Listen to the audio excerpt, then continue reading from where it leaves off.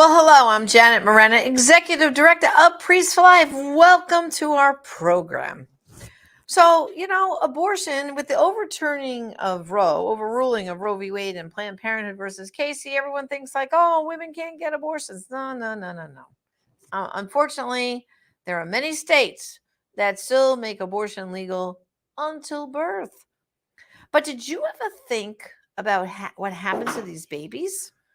When the abortionist takes that baby out of that mother's womb and kills the baby, what happens to them? Guess what?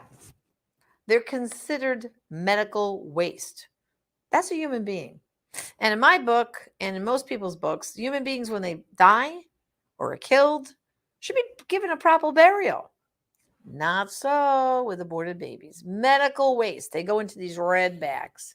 Now, here's where it gets crazy. Some abortion clinics don't want to pay the fees what it costs for a medical waste company to come and take away the medical waste, which are the babies. And unfortunately, over the decades, abortion clinics, or mills as we like to call them, have taken those babies and the medical waste bags and just thrown them in their garbage disposals out back. You know, those big green metal containers? And over the decades, pro-lifers who are outside abortion clinics praying have found babies in dumpsters. And they've retrieved those babies. And they brought them to clergy. And they have given those babies proper burial. Well, today, we're going to talk about this topic. We're going to talk about where those babies are. And we, as a pro-life community, what should we be doing? Well, joining me today is a very dear friend of mine in our ministries, Joe Scheidler. He is the executive director of the Pro-Life Action League. He follows in his father's footsteps, the great Joe Scheidler, the godfather of the pro-life movement. Eric, welcome to our program. So good to be with you.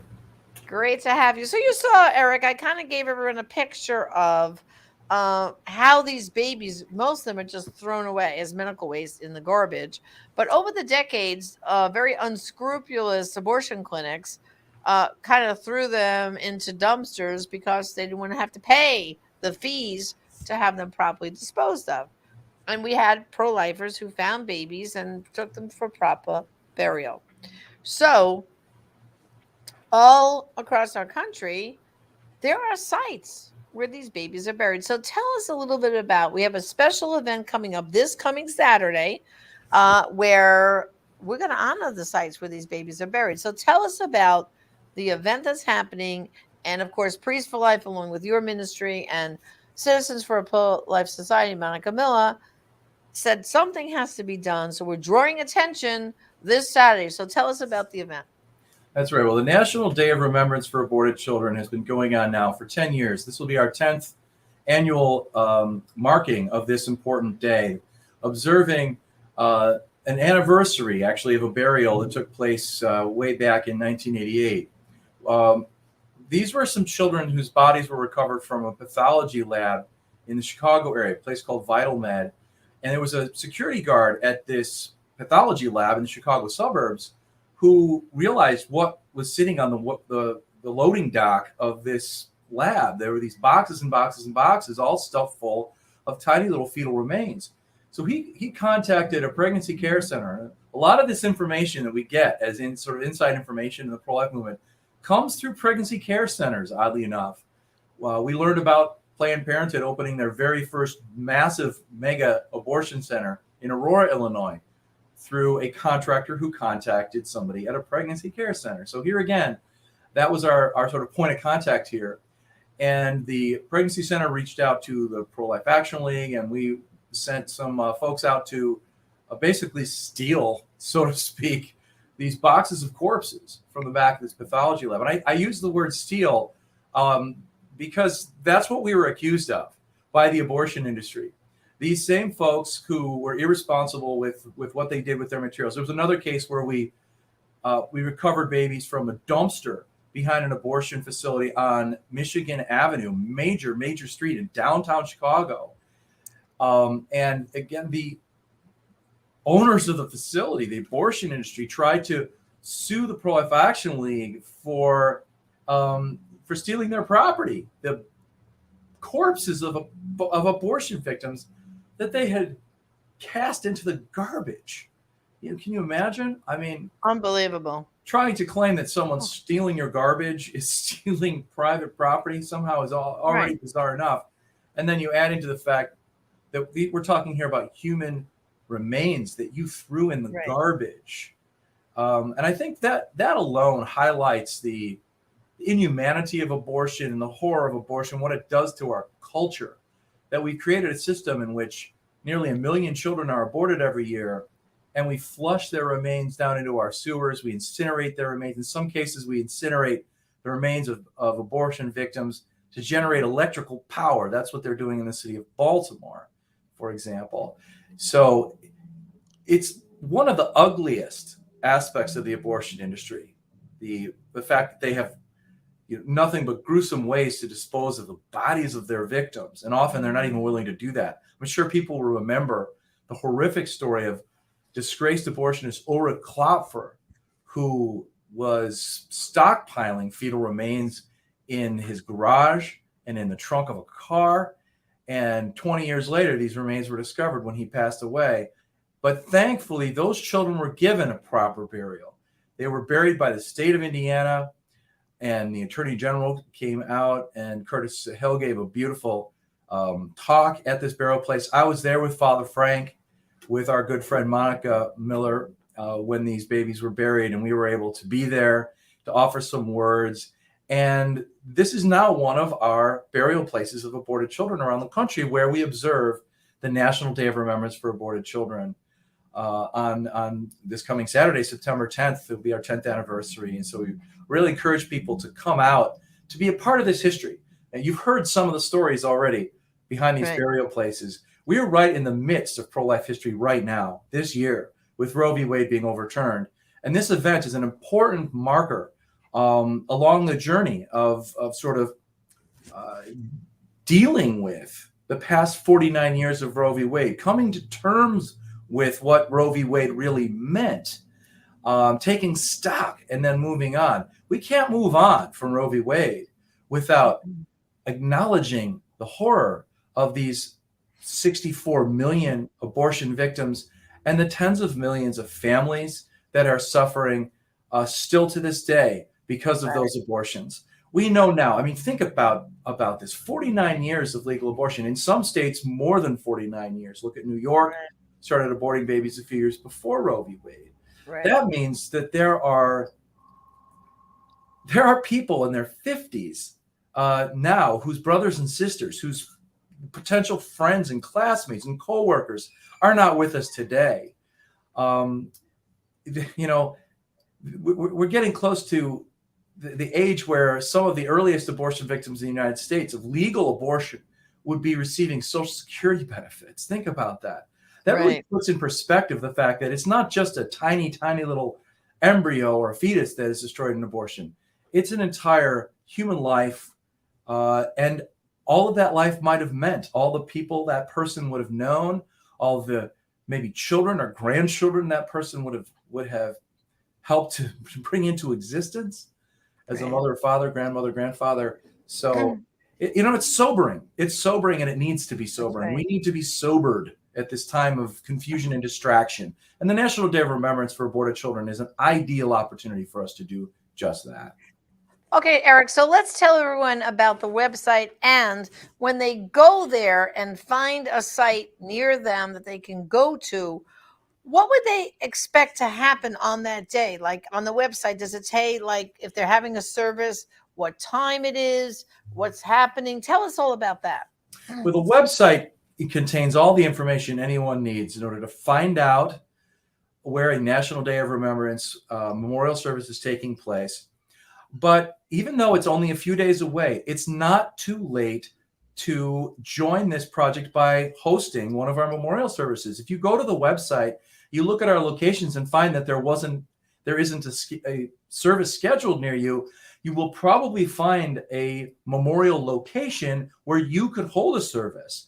Even if it's just you and a group of your pro-life friends on this day, better that than that you stay home on a day when millions of pro-lifers are going out and observing this important day of observation and remembrance. Yeah, well, So we're I showing want to right emphasize now, to people, Eric, we are that's ready to help every step of the way. And you know right. what? Even if you're not able to do that this year, maybe this year you simply go to that memorial site with 3 friends and you pray a rosary. Next year, you can expand it because we have all the tools you need to do that. It's a scalable event. Right. So right now we're showing everyone the map, and all those little blue signs show where there's events, correct? The That's what blue that is. dots are going to be the memorial locations where there's a memorial marker. The red dots Right. are going to be the places where these children are actually buried. But in order to find out if a memorial service is happening near you, you have to check and see if there's one being held there. We have burial places where we have not recruited leaders yet. We'd really love to get all of our burial places covered. And we have many memorial locations as well where we could hold services if there were a leader willing to step forward. And again, we help every step of the way. We explain exactly how to run these things. And I know it's just a few days left, but we've had some of our most effective leaders have come on for these types of events just a few days before, gotten excited, had success that first year, even if on a modest level, and then come back the next year and do so much more. So it's never too late to get started with your involvement. But, maybe simply attending one of these events is the thing that God's calling you to do. Those locations are available for you. And you can see some of those services that are already scheduled scrolling over your screen right now. Well, Eric, like you just said, even if there's nothing scheduled in a place that's near your home, and even if you feel, well, I can't do anything, at least, like you just said, grab a few of your friends, show up there and pray a rosary or say some prayers. That's what's important, not to let the day go by where those children that are buried there are not acknowledged. And, Eric, in these whole 10 years, that this event has happened. I know with the Silent No More awareness campaign, where we have the mothers and fathers of these children who gone through healing, regret their abortion, they show up at these events because they don't know what happened to their baby. They don't know where their babies are. And yet they find it very healing and some sense of closure to go to one of these sites and pray. So I want to encourage anyone who's listening and watching, if you've lost a child to abortion, please go to the website, see if there's a place, a location near you, and go there. You will find it a very peaceful event for you to finally be someplace where aborted babies are buried. And I know that's the experience of so many of the men and women of Silent No More have told us those stories, Eric. So thank God for this event. One of the most moving of those stories happened a couple of years ago at our National Day of Remembrance celebration at Queen of Heaven Cemetery in Hillside, Illinois. This service had just wrapped up, and I was greeting people as they were coming up to say hello and saying goodbye as they were leaving. And a woman came up to me, and she was in tears. She was extremely distraught. She told me her story. She had found out that her daughter had just aborted her first grandchild. Her first granddaughter or grandson was aborted by her daughter when she was away. And the reason the mother found out was because an insurance bill with the abortion charge showed up at their house. And she didn't feel like she could share this with her husband, the girl's father, because she didn't want him to have a negative view of her and be heartbroken. So she was carrying around this anguish for like a week by herself. And then she found out about the Day of Remembrance, and she came out and she was able to publicly mourn for this child. She was in tears, but her message to me wasn't that she was sorrowful about what had happened. Her primary emotion was gratitude.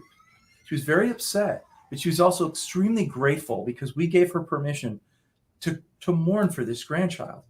We were the only ones saying this child's life mattered, and your sorrow matters. It's real. You have suffered a real loss here. Our culture wants to tell you that an unborn child means nothing. When you have a miscarriage, it means nothing. When you have an abortion, it means less than nothing. It's a good thing. You've gotten rid of a problem, like excising a tumor out of your body, and now you're healthier. That's the attitude our society is pushing on women like that grandmother who came up to me that day. Yeah. The Day of Remembrance is saying no to that. It's pushing back against the lie that these children's lives don't matter and saying they do matter, and the sorrow and suffering we experience because of our mourning those children, those feelings are real and deserve to be expressed. That's what the National Day of Remembrance is all about. Well, I mean, think about it, Eric. These children are the victims of Roe v. Wade. We just had the overturning of Roe, and I know from the testimonies of women from Silent No More and the parents who took their daughters for an abortion. One thing I know they're grieving over right now is if it wasn't legal, they would never have done it. Yeah. You know what I'm saying? So these now are the real victims of Roe, because if it wasn't for Roe, some of these children would be alive today, right? I mean, that's the reality, really, of it. The mainstream media has been, and our pro-abortion politicians have really been doing a horrible disservice to our country over the past several months since the leaked draft first came out and then the final ruling in June, pretending that abortion is some sort of positive good and that everybody loves it, and if only they could get an abortion, their lives would be better. All of these companies that are offering to pay for workers to leave the state to go get an abortion and come back home and get back on that factory floor right away. The reality is that millions and millions, perhaps half or more of the 64 million abortions that took place legally under Roe v. Wade were unwanted abortions. Unwanted because the mother would have chosen life if any circumstance were different for her. If there had been a single voice saying, I'll support you if you choose to have this baby. I will be there for you. Just listening and saying yes to that idea. Perhaps if someone had been willing to write a rent check, or maybe if the dad hadn't been pushing so hard for the abortion. We know that perhaps half or more abortions are unwanted abortions. That should be a failure for our entire society. For any woman to get an abortion who doesn't want it, that's a failure of our society. And they're not acknowledging this reality. When our governors push the poor residents of their states to get abortions, when people like Mayor Lori Lightfoot of Chicago sets up $1 million abortion fund, what is that saying to underprivileged women in Chicago?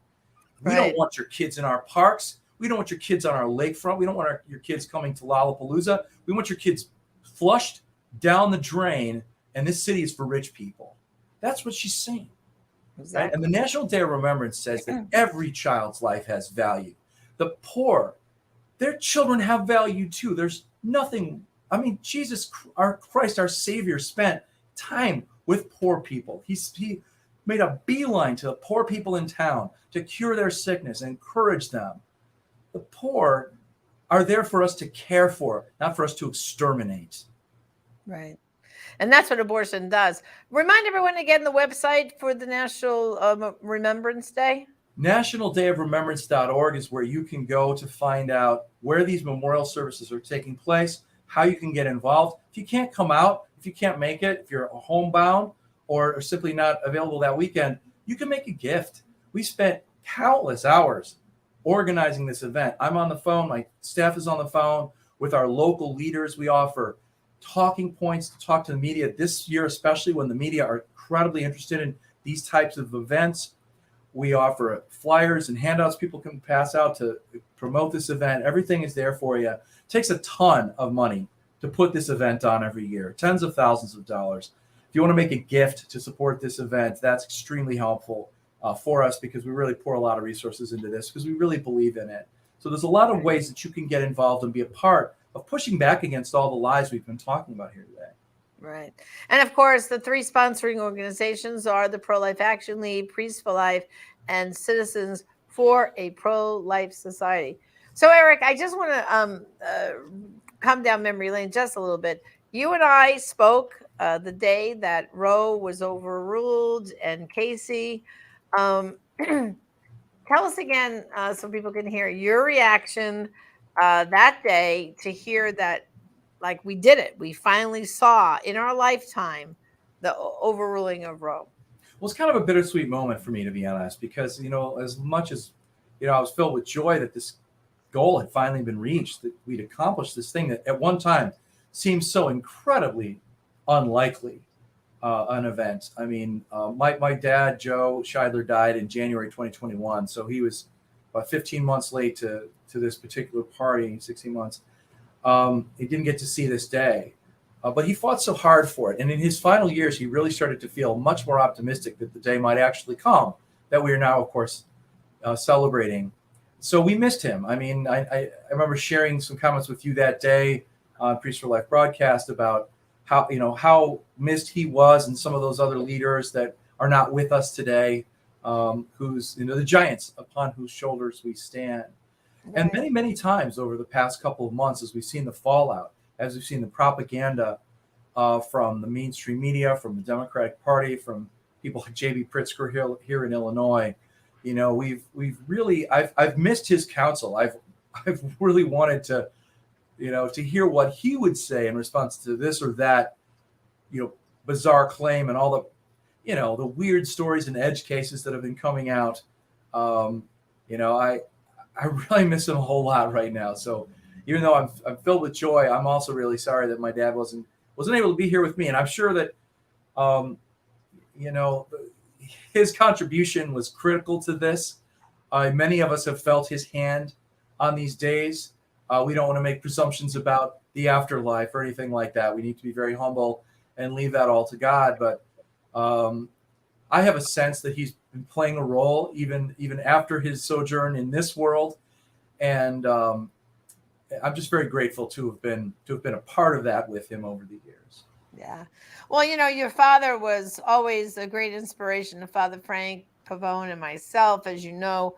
In September of 93, when Cardinal O'Connor gave Father Frank a permission to head up Priest for Life full time, your dad was the very first pro-life leader who took Father Frank under his wings. He came out to Chicago.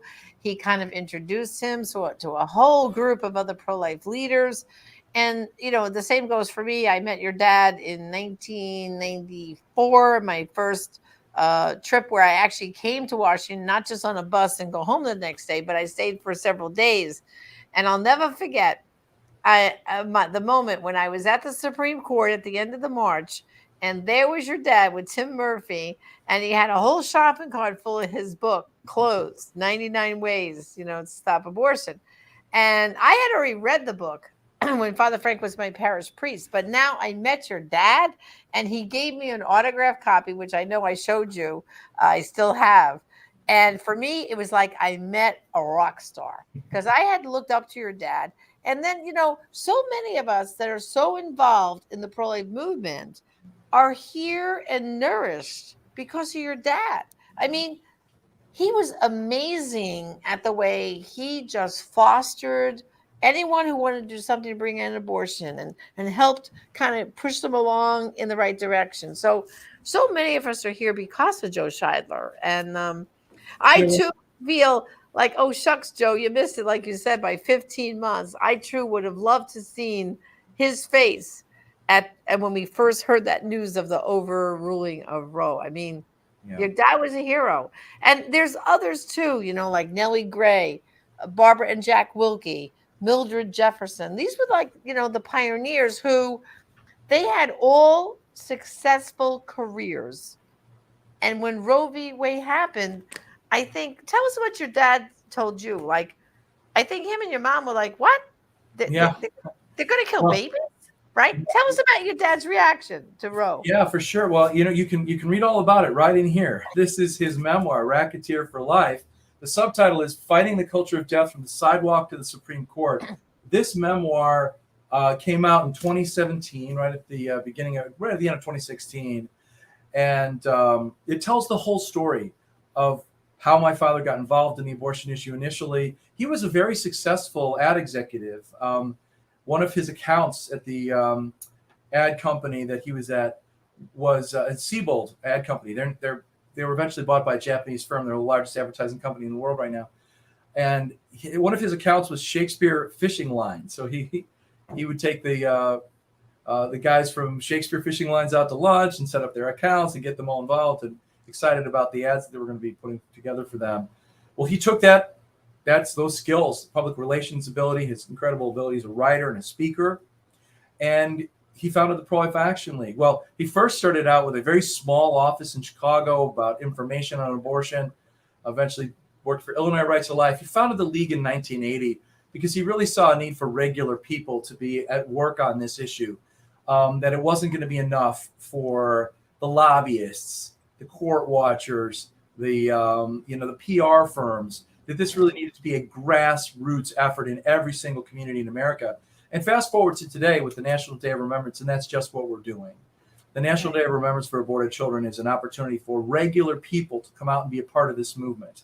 And to, if you've been watching the news this year, if you've been looking at the protests, the vandalism against pregnancy centers and Catholic churches, if you've seen the news stories, if you've watched, Indiana pass an abortion ban and Idaho fighting the courts to hold their abortion ban, you've been watching from the sidelines, come out on Saturday and be a part of this history.